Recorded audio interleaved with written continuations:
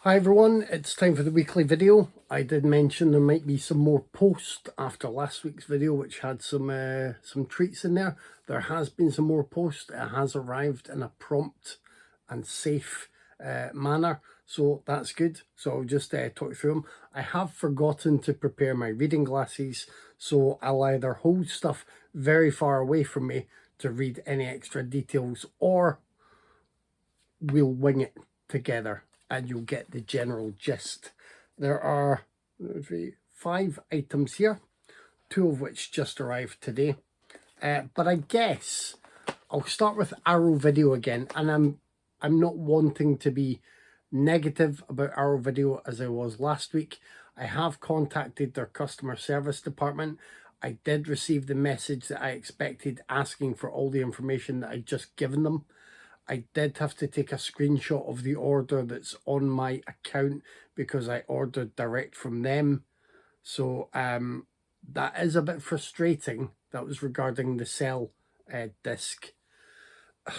If nothing comes of that, like, you know, I can live with it. I also have the copy of Zombie Flesh Eaters that cuts a few seconds of a ship coming into harbour at the start. That was a famous fault on one of our earlier discs. I believe my copy of the Beyond has the different colouring of the intro. Like, it either should be sepia and it's black and white, or it should be black and white and it's sepia. It's one of those. Again, I've just kind of stuck with that over the years, and I found out about the issue too late, because I think those Fulci movies I've been lucky enough to also see on the big screen at festival, so I was buying them to have them and then eventually dive into extra features. I didn't watch them, very early on, and by the time I found out about the issue and checked the disc, it was all far too late. But I digress. I'm trying not to be negative about our video. I think they've done a really good thing with this stuff. The Invisible Swordsman looks kind of funky, and it allowed me to make a number of jokes about me being unaware of a Three Amigos spin-off, particularly because the Invisible Swordsman, met a certain fate in the Three Amigos. But this is an interesting one. I think quite a little seen film. I'm sure people were commenting on this, saying that the number of users who'd marked it as having been watched on Letterboxd was quite low, particularly for any main title that's on Letterboxd. I'm not on about just these short films that are 2-minute ads or really avant-garde stuff. It's The Invisible Swordsman would seem to be a film that you would think could have a fan base. So if it does have a fan base, this looks like a nice addition. Now, there is an audio commentary from Jonathan Clements. There's also an interview with Kim Newman, The Invisible People, a brand new interview with film critic Kim Newman on the history of invisibility in cinema, which is, that's pretty great. I'm all for anything with Kim Newman. Phantom Fighter, a brand new interview with film critic and Japanese cinema expert Jasper Sharp, who I really like his content. We were Facebook friends for a while, but he unfriended me. He's perhaps just too busy, or Facebook is being nonsensical, or he didn't like the nonsense I post there. I never take these things personally, but it was nice to be able to get his updates occasionally. He probably saw too many of mine with nonsense on there. His writing is really good, and his insight and his commentaries are highly recommended. Now, the other one from Arrow Video, I was worried when this arrived, because it's such a sort of stacked release that I'm just inevitably waiting for the time when someone points out the disc error. But it's a really, really nice edition of Dark City. Really nice. You've got the director's cut and you've got theatrical cuts. You've got about 7 audio commentaries on this thing. I've checked it out. You got a really nice little booklet in there. I can't remember who's done the writing on the booklet. And, ooh, I mean, I noticed, look, that is the better image, but that feels like the kind of classic image to me. When I discovered Dark City, I've had this since I bought it on VHS. I've always been a fan. If you wanted to, you know, dig into a weird sci-fi film that's, I think it was kind of overshadowed by other films. Got to say, particularly the Matrix, but maybe even just stranger sci-fi oddities that managed to get limelight. Dark City's reputation has picked up through the years, though, and it doesn't matter that director Alex Proyas has been a little bit snippy with people over the years, to put it mildly. It doesn't even matter that Rufus Sewell isn't the best leading man. You get a great performance here from, is it William Hurt in this? Yeah, he's in this. You get Jennifer Connelly, you get Richard O'Brien, Kiefer Sutherland is fun in this. The production design is really good. The concept is enjoyably intriguing, and it's just highly recommended. As I say, I think it still is overshadowed by some other sci-fi titles that were round about this era, maybe not exactly before or exactly after Dark City, but they seem to have stayed in conversation longer. Obviously, The Matrix is kind of a pop cultural touchstone, if you like, but even things like maybe Cube, I was going to say Cypher, but that's just me that remembers that one. I think we discussed that on the podcast at some point. Even in Proyas' own filmography, the Crow tends to overshadow Dark City. But it's a really, really good one. And I've just gone blank on other sci-fi movies that would have overshadowed it, because I don't want to name too many movies that would be out with the boundaries of the reference point that I'm making. So apologies for not having done enough homework, but this is not a weekly video where I do homework. None of the weekly videos are weekly videos where I do homework. Now, I caved in and got another a 4K, I believe. So I upgraded my copy of Talk to Me. So I just need the ability to play 4Ks. This has some good writing in the book that's there, accompanying the disc. There are audio commentaries on there. One may be the same as the audio commentary that was on the Blu-ray. I do have the normal Blu-ray. I'm building up a little stack again now of some Blu-rays and DVDs that may be donated to a good home before the end of the year. I shall figure out what I'm going to do with those at some point, and maybe a giveaway.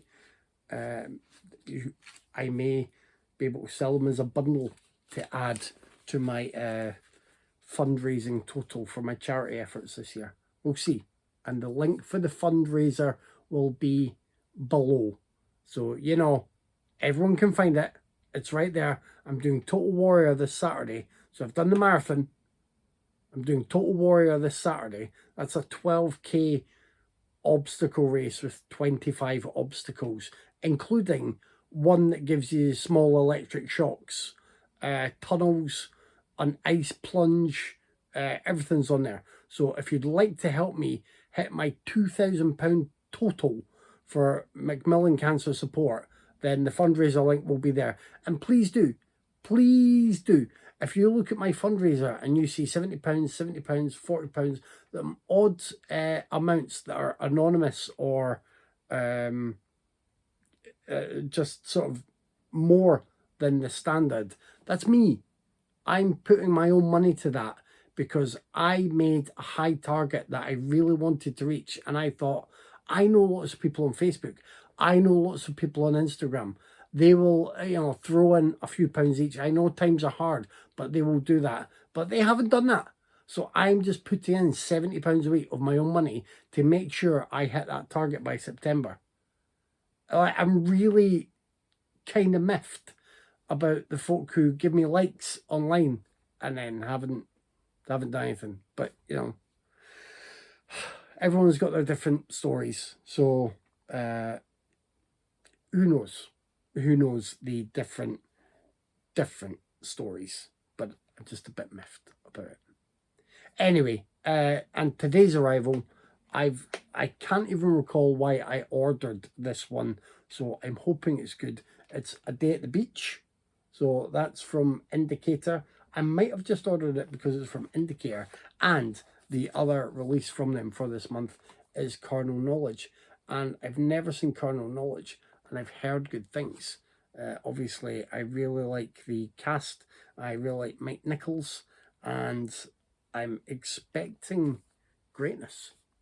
So that'll be a good one to check out. There are the usual selection of special features on these that are pretty great, and these are in writing that I think would be too difficult for me to make out because of the colour of the case as well. But I'll just try and hold that there if anyone wants to pause and enlarge. And then for Carnal Knowledge, if that is good enough, you can always have a look. Hopefully that works out for you. So that's a good selection. I'm happy with those, and I'm happy that I've seen at least a couple of them, and I will be prioritizing at least Carnal Knowledge. So that will be watched within, I'm going to say, the next 2 to 3 weeks. I have that high on the pile, but there's so much other stuff to get through as ever. But I'm keeping that high on the pile. For the podcast this week, we are watching This Is Spinal Tap, which Dave picked, and I love This Is Spinal Tap because I'm a generally sane person who tries to have a good funny bone, and This Is Spinal Tap is up there with the best comedies I've made. But I do worry that we'll spend the whole podcast episode just quoting lines and favourite scenes. You'll have to tune in to see if we get around that somehow. And then I picked Atlantis, which is the 1991 Atlantis from micro-budget filmmaker Michael J. Murphy. Now, Michael J. Murphy is someone who's given some love and attention from Indicator in a box set that is, I mean, it's just gold. I've only watched one other film from him so far. That was Torment, which I think was maybe a year or two after Atlantis. I think it was still early 90s. It might have been late 80s. That was like, it was really enjoyable and kind of endearing for the flaws that you could see. Like, Murphy seems, from the little I've seen of his work, seems to, be trying to tell proper movies for the most part that aren't just vanity projects. He just never had the budget or the entry point into the system that would get him other resources and standard stuff you would expect for, movies being made, particularly in the UK. It's fascinating, and I highly recommend, particularly if you spot it at a bargain price, like pick up that box set. You will not be disappointed. That box set and the Todd Slaughter box set are just, from the little I've explored of them so far, they're just gifts that keep on giving. So that's it. You have my highest recommend on those. And I guess from these, because I've not seen Carnal Knowledge yet, it's Dark City that gets the highest recommend from the recent selection. That is it for this week. Apologies for the tangents as usual, but you don't come here for a linear lecture. You come here for the tangents, I hope. And we shall see. We shall see if more than 6 people watch a video this week. We shall see if we lose any more subscribers. We shall see if this makes any tiny imprint whatsoever on the digital landscape. I doubt it. Everyone who has seen this pop up on their feed, they'll doubt it. But who knows? Together we can change the world. Talk to you maybe next week.